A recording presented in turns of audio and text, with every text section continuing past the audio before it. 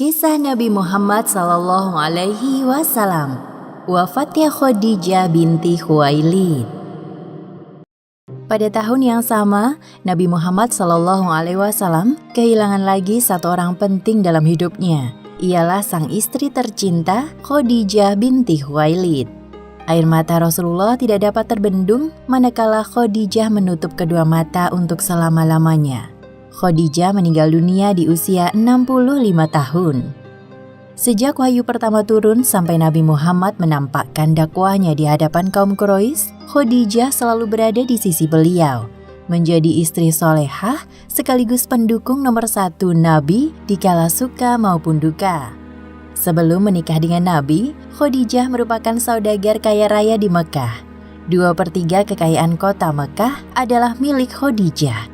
Namun semua hartanya lama-kelamaan habis digunakan untuk kepentingan dakwah Islam. Pada suatu hari, Nabi Muhammad baru pulang dari berdakwah. Khadijah yang sedang menyusui Fatimah ingin menyambut kepulangan suaminya. Tidak perlu, wahai istriku.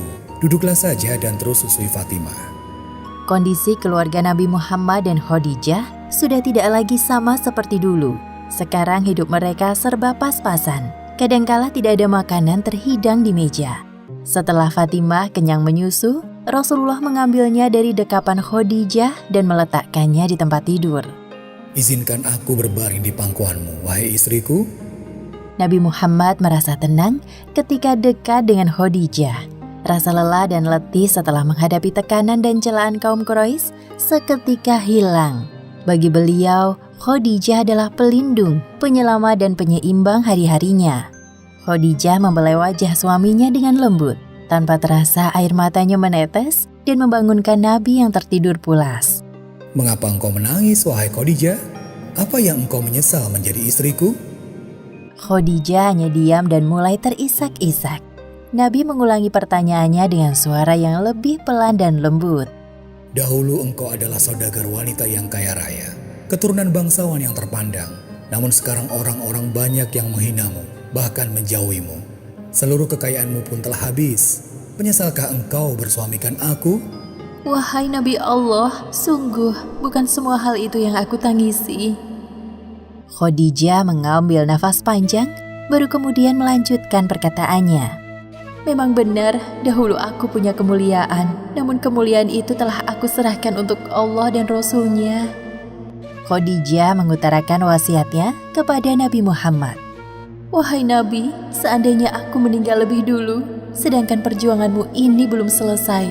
Jika engkau hendak menyeberangi lautan ataupun sungai, namun tidak ada rakit atau jembatan, maka galilah lubang kuburku, ambillah tulang belulangku untuk engkau jadikan jembatan, supaya engkau dapat melanjutkan dakwahmu.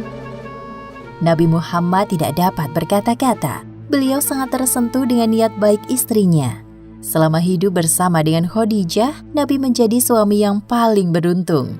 Khadijah tidak pernah mengeluh, bahkan ketika mereka harus hidup menderita akibat pemboikotan kaum Quraisy. Peristiwa pemboikotan telah menguras pikiran dan tenaga Khadijah di usianya yang tidak lagi muda. Selama kurang lebih 3 tahun lamanya, Khadijah dan umat Islam merasakan sulitnya hidup di pengungsian. Itulah masa-masa terberat yang dilaluinya bersama Rasulullah. Dampak dari peristiwa tersebut cukup besar. Abu Thalib jatuh sakit dan meninggal dunia 6 bulan setelah pemboikotan berakhir. Disusul kemudian Khadijah mulai sakit-sakitan. Sebelum meninggal, Khadijah telah meminta maaf kepada Nabi Muhammad. Wahai suamiku, maafkan aku jika selama menjadi istri, aku belum berbakti sepenuhnya. Lebih dari itu ya Khadijah, engkau telah mendukung dakwah Islam sepenuhnya. Nabi Muhammad dan Fatimah secara bergantian mendampingi Khadijah di masa-masa terakhirnya. Ketika merasa waktunya sudah tak lama lagi, Khadijah memanggil Fatimah. Wahai Fatimah anakku, sebentar lagi Bunda akan pergi.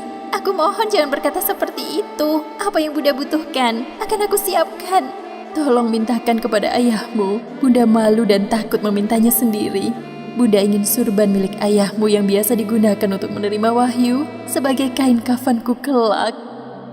Nabi Muhammad mendengar percakapan mereka langsung mendekat. Wahai istriku, sesungguhnya Allah Subhanahu wa Ta'ala menitipkan salam kepadamu dan telah dipersiapkan tempatmu di surga.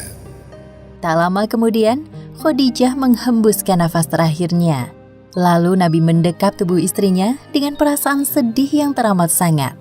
Semua orang yang menyaksikan kepergian Khadijah merasakan hal yang sama dengan Nabi.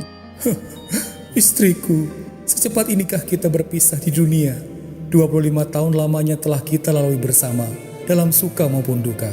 Terima kasih banyak atas waktu yang engkau berikan untukku dan keluarga kita. Tepatnya pada hari ke-11 bulan Ramadan tahun ke-10 kenabian, Khadijah binti Khuwailid berpulang ke rahmatullah. Orang-orang Quraisy juga merasa sedih ketika mendengar berita meninggalnya Khadijah. Mereka berbondong-bondong datang untuk melayat jenazah Khadijah.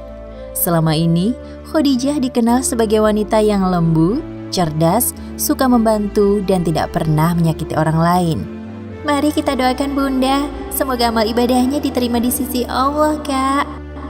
Tahun ini sungguh berat bagi Nabi, karena di tahun yang sama beliau kehilangan 2 orang penting dalam hidupnya.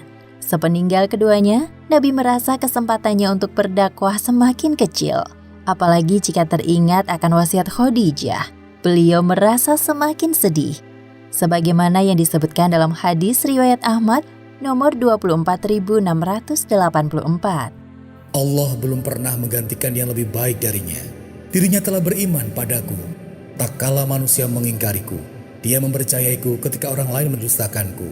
Dirinya telah mengorbankan seluruh hartanya, manakala orang lain mencegahnya dariku. Dan dengannya, Allah memberiku rizki anak, tak kala hal itu tidak diberikan pada istri-istriku yang lainnya. Orang musyrikin semakin berani dan terang-terangan menyakiti Rasulullah setelah kepergian Abu Thalib.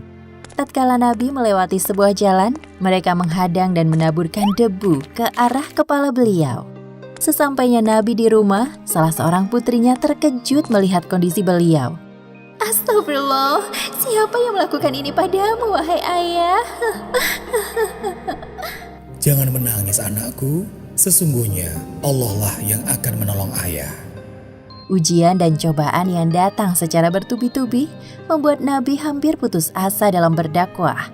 Tahun terberat ini dikenal dengan sebutan Amul Huzn, yang artinya tahun kesedihan. Tidak pernah aku dapatkan suatu perlakuan yang tidak aku sukai dari kaum Quraisy hingga wafatnya Abu Thalib. Demikianlah akhir kisah wafatnya Khadijah binti Khuwailid. Hikmah yang dapat kita ambil dari kisah ini diantaranya: pertama, perjuangan Khadijah untuk agama Islam patut dijadikan teladan oleh para istri dan wanita muslim. Dan kedua, carilah harta di dunia untuk mengharapkan ridho dari Allah, bukan untuk kesenangan semata. Karena saat kematian datang, semua itu akan kita tinggalkan. Wallahu a'lam bishawab.